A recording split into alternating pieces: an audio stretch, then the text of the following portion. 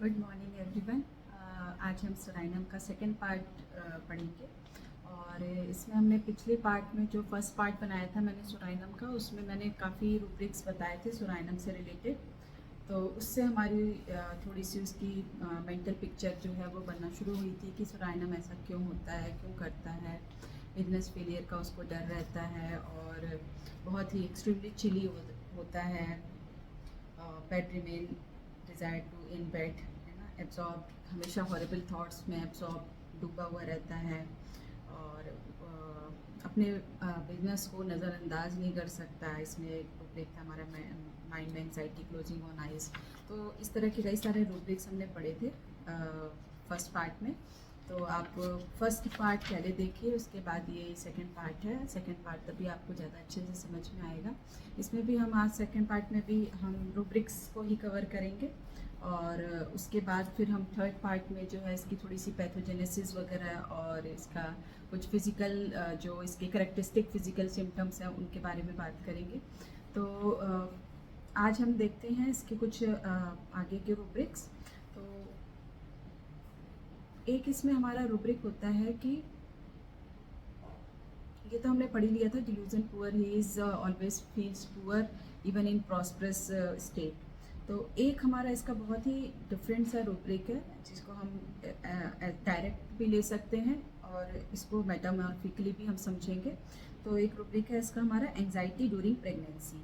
तो प्रेगनेंसी को हम डायरेक्ट भी ले सकते हैं, ड्यूरिंग प्रेगनेंसी उसको एंजाइटी होती है, और इसको हम एक अलग तरीके से भी मेटामॉर्फिकली भी समझने की कोशिश करेंगे। इसमें प्रेगनेंसी को जो लिया है इन्होंने, जैसे कोई भी एज ए प्रोजेक्ट उसने लिया या कोई भी ऐसा काम उसने अपने हाथ में लिया जिसका भी रिजल्ट आना है, तो उस चीज़ को लेके उसके अंदर बहुत ज़्यादा एंग्जाइटी होती है।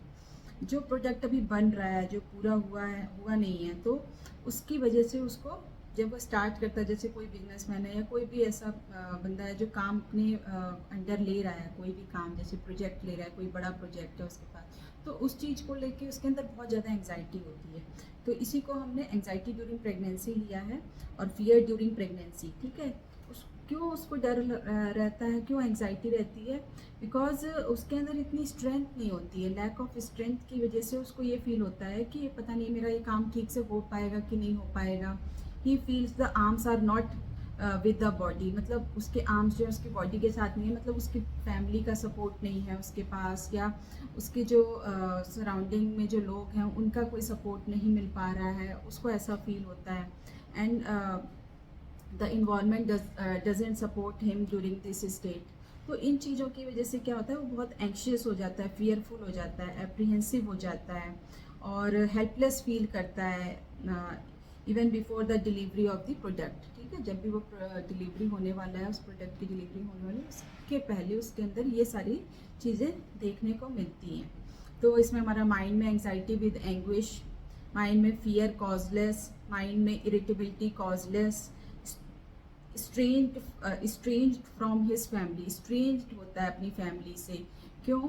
क्योंकि उसको सपोर्ट चाहिए, उसको अपने काम में जो भी सपोर्ट अगर नहीं मिल रही है उसकी फैमिली की तरफ से, तो वो उनसे स्ट्रेंज होना शुरू हो जाता है, उनसे कटना शुरू कर देता है, उनको बहिष्कार करना। स्ट्रेंज मतलब बहिष्कार करना या उनसे अच्छे से ना बिहेव करना।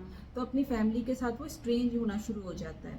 तो जो उसको सपोर्ट चाहिए होता है वो उसकी फैमिली से उसको नहीं मिलता, इसकी वजह से वो स्ट्रेंज होना शुरू हो जाता है अपनी फैमिली से। और during the process of pregnancy he becomes so anxious, restless and apprehensive. He feels as if he cannot take the trouble further and everything will be finished. उसको लगता है कि अगर वो इस तरह की ट्रबल्स को नहीं ले पाया, आगे नहीं कर पाया, तो उसको बिल्कुल ख़त्म हो जाएगा, फिनिश हो जाएगा, सब कुछ ख़त्म हो जाएगा। तो उसके अंदर एक वो आ जाता है death conviction. Of death conviction मतलब होता है दृढ़ विश्वास, मतलब उसको पता चल जाता है कि ये सब चीज़ ख़त्म हो जाएगी, डेथ हो जाएगी उसकी। या वो काम में भी हो सकता है कि जो ये काम कर रहा है वो उसकी डेथ हो जाएगी, वो पूरी तरह से बर्बाद हो जाएगा, ख़त्म हो जाएगा। या फिर वो अपने खुद के लिए भी सोच सकता है, जब वो किसी इलनेस में आता है कि मेरी अब बीमारी का कोई वो नहीं है, मेरी तो डेथ जो है वो कंफर्म है, कन्विक्शन आ जाती है उसके अंदर उस चीज़ को लेके। डेथ की थॉट, डेथ थॉट ऑफ, ये रूब्रिक है किसका, डेथ प्रेजेंटिमेंट ऑफ, प्रेजेंटिमेंट मतलब पूर्वाभास, मतलब उसको लगता है कि अब तो मेरी डेथ आने वाली है। कई पेशेंट होते हैं ना, जब उनको कोई प्रॉब्लम होती है तो वो बोलते हैं अब तो मैं गया, अब तो मैं नहीं बच सकता और मैं तो मर रहा हूँ, मेरे मरने का टाइम आ गया है। तो यहाँ पे हम इस तरह के जो वर्डिंग्स होती है पेशेंट की, तो वहाँ पे हम लेते हैं डेथ प्रेजेंटिमेंट ऑफ। तो इस तरह की फीलिंग्स होती हैं इसकी। तो कोई भी वो प्रोजेक्ट कंसीव करता है अगर, तो उसके लिए बहुत एप्रीहेंसिव हो जाता है। तो उसको ये लगता है मैं इसको कर पाऊँगा या नहीं कर पाऊँगा। तो इसमें ये रूब्रिक मैंने आपको अच्छे से समझा दिया कि एंग्जाइटी ड्यूरिंग प्रेगनेंसी, ये रूब्रिक है इसका एक बहुत इम्पोर्टेंट। जो सोराइनम पेशेंट होता है, ये अपनी जो लाइफ होती है उसको बहुत ही ब्राइटेस्ट पिक्चर की तरह देखता है कि मेरे पास ये होगा, बंगला होगा, गाड़ी होएगी, आलीशान घर होएगा, सब कुछ ये चीज़ें सोचता है, मगर उसके अंदर इतनी स्ट्रेंथ नहीं होती है जिससे वो चीज़ें वो कर पाए। ये उसके अंदर एक एंग्जाइटी बनी रहती है। ये कैसा होता है, जरा सा भी इसको सिंपल सी एसिडिटी हो गई, हल्की सी इचिंग हो गई, तो ये इसको बहुत ज़्यादा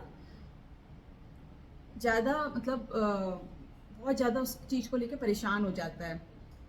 जैसे अल्सर हो गया उसको, तो बोलेगा कहीं ये अल्सर फट तो नहीं जाएगा, कहीं मैं मर तो नहीं जाऊंगा।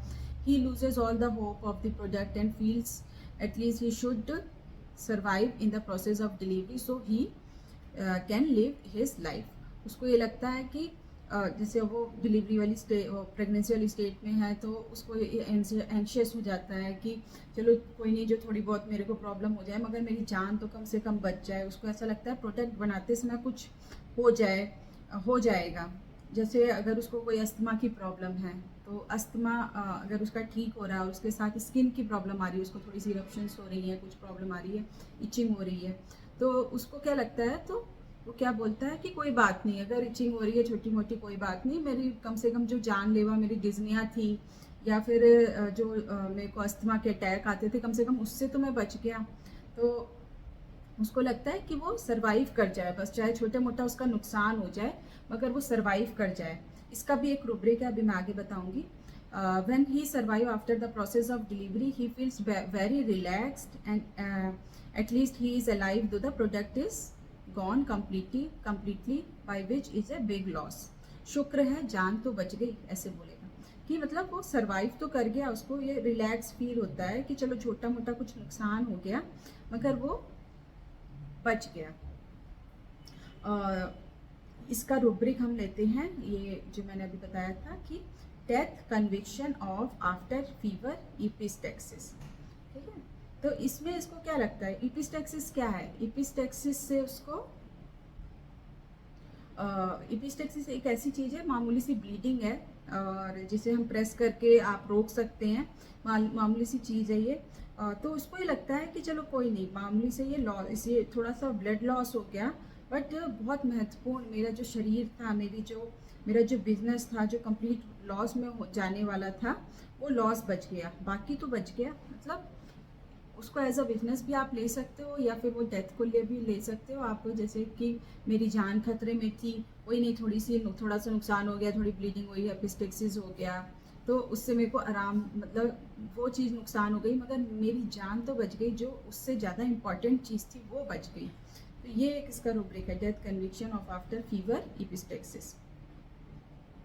तो और एक और इसी के जैसा रूब्रिक है same, despair typhoid fever is after epistaxis amelioration. और इससे पहले वाला जो था उसमें मैं एक चीज़ बताना भूल गई थी, death conviction of after fever epistaxis amelioration. Epistaxis से एम्लोरेशन हो रहा है उसको, डेथ कन्विक्शन थी उसके अंदर मगर फीवर के दौरान, मगर इपिस्टेक्सिस के होने से उसको एम्लोरेशन मिल गया कि चलो कोई नहीं, इपिस्टेक्सिस हो गया मगर मैं जो जानलेवा बीमारी है उससे बाहर निकल आया। इसी तरह से टाइफस फीवर में भी है, इज आफ्टर इपिस्टेक्सिस एम्लोरेशन, डिस्पेयर में था और इपिस्टेक्सिस हुआ, उसकी वजह से उसको आराम मिल गया, एम्लोरेशन हो गया। He becomes very hopeless as he is very pessimistic, always see no light, मतलब उसको कोई लाइट दिखाई नहीं देती। Breaking through the clouds above his head, all is dark about him, ये मैंने पहले भी बताया था आपको। तो ये हमारे दो रूब्रिक जो थे वो एंजाइटी ड्यूरिंग प्रेगनेंसी और death conviction of after epistaxis amelioration या despair typhus fever is after epistaxis amelioration. ये दो रूब्रिक्स समझ में आ गए। फिर उसके बाद हमारा है पेसिमिस्टिक, तो हमने पढ़ ही लिया था। डिस्पेयर अबाउट फ्यूचर है। डिल्यूजन डूम्ड हमने देख लिया था। डाउटफुल अबाउट रिकवरी है।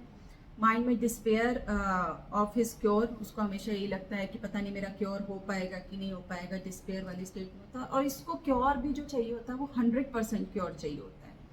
95% भी अगर ये ठीक हो जाता है और 5% इसकी प्रॉब्लम रहती है तो ये बोलता है नहीं मुझे 100% क्योर चाहिए। पेशेंट जब डॉक्टर के पास आता है तो वो हमेशा, ये जो होता है हमारा बहुत मटीरिया मेडिका सबसे पेसिमिस्टिक मेडिसिन मानी जाती है सुराइनम, सबसे नेगेटिव मेडिसिन मानी जाती है।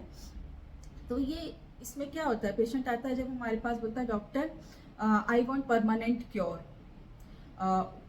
थोड़े से भी मिनिमम सिम्टम भी मेरे नहीं रहने चाहिए, क्योंकि मैं इस बीमारी का एक वर्स्ट कंडीशन देख चुका हूँ। मतलब उसने डाइजेस्टेड देखा हुआ है अपना, कोई ऐसी बर्बादी पहले देखी हुई है या फिर उस बीमारी की कोई वर्स्ट कंडीशन उसने देखी होती है, जिसकी वजह से उसको अब ये लगता है कि मैं अब उस कंडीशन में नहीं जा सकता और मुझे अब इस बीमारी से आप बाहर निकालिए और मुझे परमानेंट क्योर चाहिए और ये दोबारा से रियकर नहीं होनी चाहिए। और so please give me the medicine that it doesn't increase और परमानेंटली क्योर। ठीक है, ये चाहिए उसको, परमानेंट क्योर चाहिए। तो उसमें हम उसको ये लगता है कि इस स्थिति को और ख़राब नहीं होना चाहिए। ये जो स्थिति अभी उसकी चल रही है, जो अभी इसकी कंडीशन चल रही है, ये ठीक की तरफ ही जानी चाहिए, वर्ड्स बिल्कुल नहीं आना चाहिए, ये पीछे की तरफ नहीं आना चाहिए, रिवर्स नहीं आना चाहिए।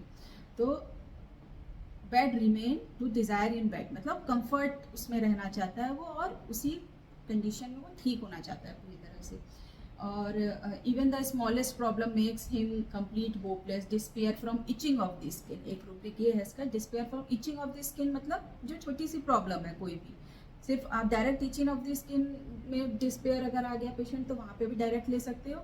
और मेटामॉर्फोटिकली हम देखेंगे तो इसमें होगा कि हल्की सी कोई प्रॉब्लम आई है और उसमें भी वो पूरी तरह से डिस्पेयर वाली कंडीशन में चला गया। चलो कोई ऐसी प्रॉब्लम आ जाए, कैंसर हो जाए या कुछ ऐसी जो जिसका क्योर नहीं हो सकता है, दिमाग में लोग होता है इसका क्योर नहीं होगा, उस तरह की बीमारी आए तो डिस्पेयर नॉर्मल सी एक वो है कि हाँ इस तरह की प्रॉब्लम में तो बंदा होपलेस हो ही जाता है। मगर इसको क्या है, इसको तो हल्की सी इचिंग हुई, हल्की सी छींक आई तो इसको लगता है मेरी तो जान ही चली जाएगी, मैं तो अब ठीक ही नहीं हो सकता। तो despair from itching of the skin.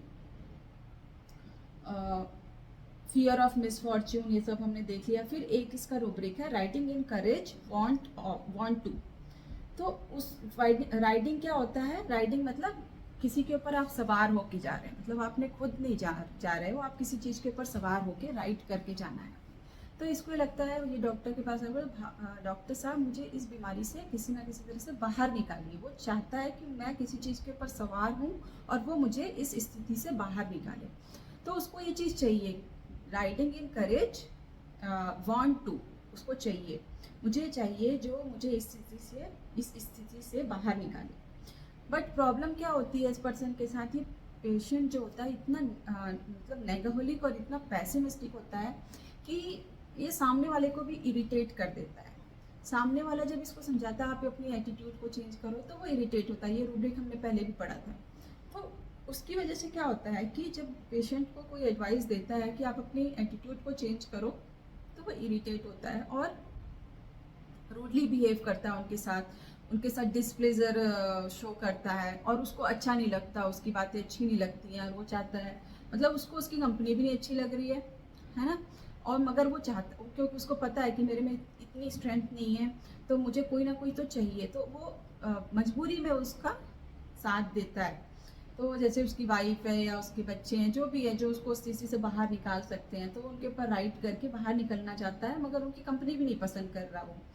तो राइडिंग इन कैरेज एग्रीवेशन भी है इसमें, इनको कंपनी उनकी अच्छी भी नहीं लगती है। और riding in carriage want to भी है, riding in carriage aversion to भी है। और गुस्सा होता है उन लोगों के ऊपर और वो हैप्पी नहीं है राइडिंग में, मगर फिर भी उसको पता है कि मैं अगर इनको छोड़ दूंगा तो मेरे को इस स्थिति से बाहर कौन निकालेगा। तो राइडिंग इसमें इस तरह से हम शो करते हैं। इसको डायरेक्ट भी आप ले सकते हो, राइडिंग करे मतलब कहीं पे राइडिंग किसी चीज़ से कर रहा है वो, तो उसमें भी उसको एग्रेवेशन है या एवर्जन है और उसको चाहिए भी वो चीज़, है ना। तो इसका नेचर रूड होता है, रूडनेस में पड़ी है, अनफ्रेंडली बिहेवियर होता है इसका. But still he continues writing as he fears that it does not write. If he does not write, then he may not able to withstand this downward motion on his own, as he lacks strength. ठीक है, वो जो downward motion की तरफ जा रहा है, loss की तरफ जा रहा है, उससे उसको कौन बाहर निकालेगा अगर वो उसके ऊपर राइड नहीं करेगा तो इसलिए वो राइड करता है. His behavior is still very negative. Though he is dependent on his relatives, he feels as if he has to take their help, as he is helpless, which he reluctantly takes. ठीक है, तो मतलब उसको relatives की help भी चाहिए, जिनके ऊपर डिपेंडेंट है उनकी हेल्प भी चाहिए, मगर उसको वो चीज़ पसंद भी नहीं है. और फर रैप्स अप इन समर, ये इसका बहुत करेक्टरिस्टिक सिम्टम है. इसमें आप डायरेक्ट भी ले सकते हो कि पेशेंट आया आपकी क्लिनिक में और चलो सर्दियाँ हैं, उसको सर्दी जुकाम की प्रॉब्लम है, ब्रोंकाइटिस है, अस्थमा कुछ भी है, तो वो अपने आप को कवर करके रखता है कि वो उस चीज़ से बच सके. सर्दियों में ये कॉमन है. मगर अगर आपकी क्लिनिक में कोई ऐसा पेशेंट आता है जो मतलब पूरी समर वेदर चल रहा है और उस टाइम पे वो अपने आप को पूरी तरह से ढका हुआ है, पूरा मफलर पहने हुए है, नाक ढका हुआ है, पूरी तरह से कवर है, कहीं से हवा ना आने पर, तो वहाँ पे आप डायरेक्ट एंट्री भी कर सकते हैं सुनाइनम में, क्योंकि ये इसका बहुत ही करेक्टरिस्टिक सिम्टम है.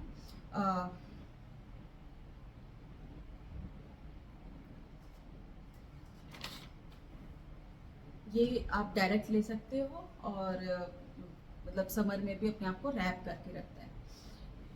Tormenting everyone with his complain, ये इसका रूब्रिक है एक. ये आप बहुत सारी दवाइयाँ हैं इसमें. कुछ पेशेंट होते हैं जब उनको कोई प्रॉब्लम होती है तो वो बताना ही नहीं पसंद करते हैं. कुछ पेशेंट होते हैं जो बस गाते रहते हैं, मुझे ये हो गया, मुझे वो हो गया, मुझे ये दे दो, मुझे वो दे दो. तो ये उस तरह का पेशेंट होता है. जैसे इसको रात में अगर कोई प्रॉब्लम आई, गैस एसिडिटी हो गई और कोई गैस वाली प्रॉब्लम, इसको लगा कि मेरे को तो हार्ट अटैक आ गया, सारे घर वालों को जगा देगा, उठो उठो उठो, मुझे हॉस्पिटल लेके जाओ, मुझे ये हो रहा है, मुझे वो हो रहा है, और सारे इससे परेशान हो. वहाँ पे जाके देखो तो कुछ बस वो हल्की सी कोई गैस थी या कोई सिंपल सी प्रॉब्लम थी जिसकी वजह से वो प्रॉब्लम हो रही थी. तो ये क्या करता है, टॉर्मेंट करता है आसपास वालों को अपनी प्रॉब्लम की वजह से. तो और इसमें क्या, डिसकंटेंटेड तो होता ही है, इसको संतुष्टि नहीं मिलती किसी चीज़ से.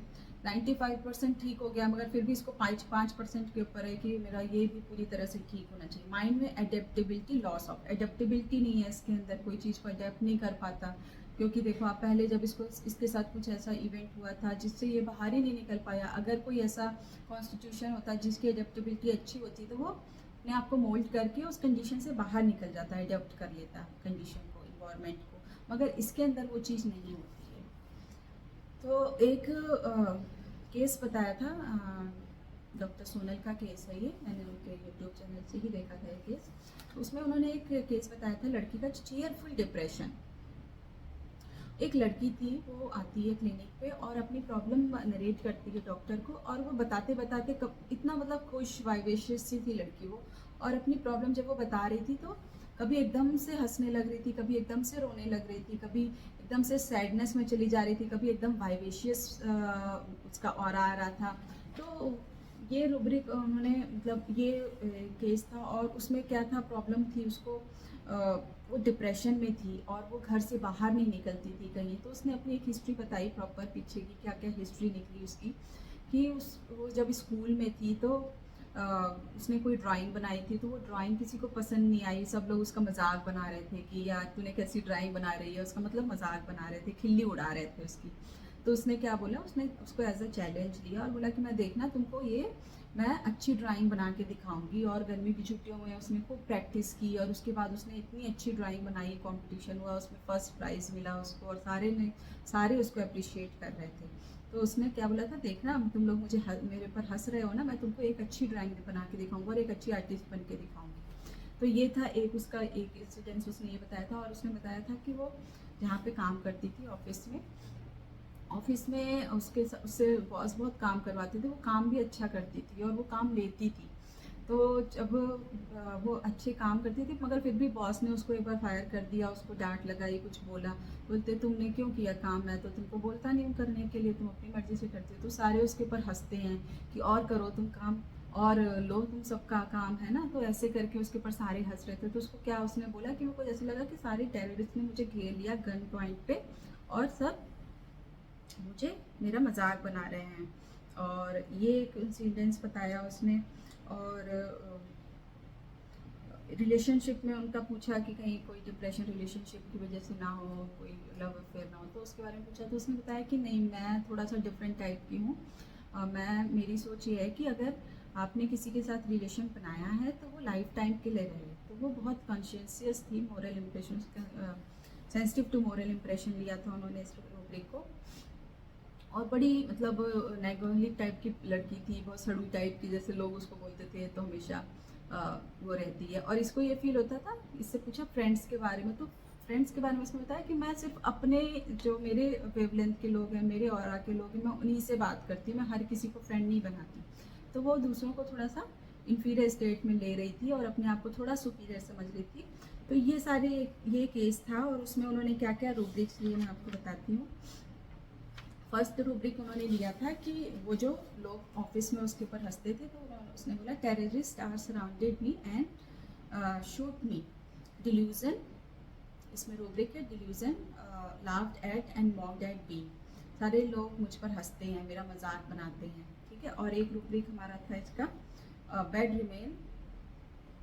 Bed desire to remain in bed, जो घर से बाहर नहीं निकलती थी, हमेशा घर के अंदर ही रहना चाहती थी। और for second feeling isolation sensation, उसको लगता था ऑफिस में कोई मेरे से बात नहीं करता, मेरे को अलग छोड़ देते हैं। ठीक है। और एक रूब्रिक उसने बताया था जो समर सीजन में उसने ड्राइंग बनाई थी, उसका रूब्रिक लिया इन्होंने, delusion, sun pushes her down and she had to rest in the shade in order to walk on. मतलब उसने एक टाइम लिया, उसमें पूरी प्रैक्टिस की और फिर एक बहुत अच्छी तरह खिल के बाहर निकल के आई। ये रूब्रिक है इसका, delusion, sun pushes her down and she had to rest in the shade, थोड़ी देर के लिए उसने रेस्ट लिया शेड में, और in order to walk on. तो उसने बोला था ना कि मैं ड्राइंग, तुम लोगों ने बोला ना मेरे को ड्राइंग नहीं आती, मुझ पर हंसते। उसने एक स्टेप बैक लिया, समर में रुकी, प्रैक्टिस की और फिर वो सामने आई विद गुड ड्राइंग। तो हाँ ठीक है। और हाँ जी, एक रूब्रिक इसका लिया था कि हमारा जैसे इसमें अल्टरनेटिंग स्टेट होता है, तो चीयरफुल अल्टरनेट विथ वीपिंग, और चीयरफुल वाइवेशियस होता है ये, सैडनेस अल्टरनेटिंग विथ चीयरफुलनेस। ठीक है। और ये तो हम बता ही दिए, मैंने बता ही दिया था। Delusion, laughed at and mocked at been, मतलब लोग मेरे ऊपर हंसते हैं, मेरा मजाक बनाते हैं। Terrorist surrounded me and shoot मी। ठीक है। फॉर सेकेंड फीलिंग हो गया और ये हमने बता दिया। ठीक है। गुड साइड ऑफ सोराइनम का क्या होता है, ये वाइवेशियस होता है, पैशनेट होता है, इसके अंदर ह्यूमिलिटी होती है, प्लेफुल होता है, मर्थ होती है इसमें, और लोकेसिटी है, फैंसीज एक्सल्टेशन ऑफ, चीयरफुल। और जो उसने एक बॉयफ्रेंड फिनोमेना बताया था कि वो किसी एक से कमिट होना चाहती है, तो सेंसिटिव टू मोरल इम्प्रेशन। तो ये केस था, उसमें हमारी सोराइनम मेडिसिन उसको दी गई और वो अपनी डिप्रेशन से बाहर आ गई। तो ये सेकंड पार्ट है इसका। और अब मैं थर्ड पार्ट आपको जल्दी ही लेके आऊँगी। उसमें हम ज़्यादातर जो बुक से पढ़ेंगे, जैसे डॉक्टर एलन ने क्या बताया है, शंकरन सर ने क्या बताया है सोराइनम के बारे में, और उसका कॉन्स्टिट्यूशन देखने में कैसा होता है, बेबी कैसा होता है सोराइनम का, और उसका कुछ पैथोजेनेसिस बताएंगे, उसके कुछ फिजिकल कैरेक्टरिस्टिक सिम्टम्स जो फिजिकल कैरेक्टरिस्टिक होते हैं उसमें वो बताएंगे, जिसमें सिंगल सोराइनम पड़ी होगी मेडिसिन, उसके बारे में थोड़ी सी बात करेंगे। माइंड तो हमारा अभी क्लियर हो गया, माइंड कैसा होता है उसका। अब हम थोड़ा सा फिजिकल और उसके कॉन्स्टिट्यूशन पर बात करेंगे थर्ड पार्ट में। तो thank you so much video को पूरा सुनने के लिए। और इस वीडियो को लाइक करें, कमेंट करें कैसी लगी आपको वीडियो, और सब्सक्राइब करें ज़रूर मेरे चैनल को, और अपने होम्योपैथिक फ्रेंड्स के साथ, डॉक्टर्स के साथ शेयर ज़रूर करें। Thank you so much.